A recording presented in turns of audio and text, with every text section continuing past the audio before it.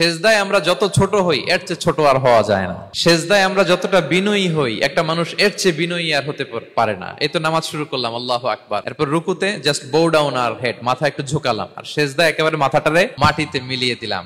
তার মানে আমি চলে গেলাম আসফালে। আসফাল মানে সবচেয়ে নিচে, আর সবচেয়ে নিচে যে আমি ঘোষণা দিলাম সুবহানা রাব্বিয়াল, মানে হে রব, আপনার প্রশংসা, আপনার পবিত্রতা, আপনি আলা।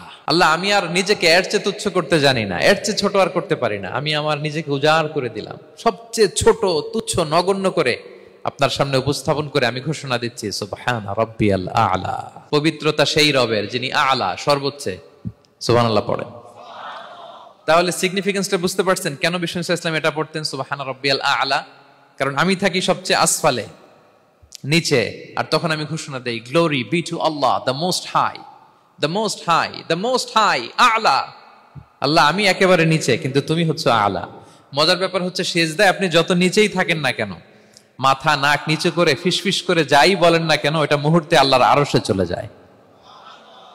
আপনি নিচু হবেন কিন্তু কথা চলে যাবে আল্লাহর আরশে। এজন্য বিষ্ণু ইসলাম বলতেন মান তাওয়াদা তারাফা, যে নিচু হয় আল্লাহ তারে টেনে উপরে উঠায়। আপনি সেজদা দেওয়া মানে কি? নিচু হওয়া, ছোট হওয়া। তো বিষ্ণু ইসলাম বলেছেন বেশি বেশি সেজদা দাও, তাহলে আপনার মর্যাদা সম্মান বাড়াই দিবে কে?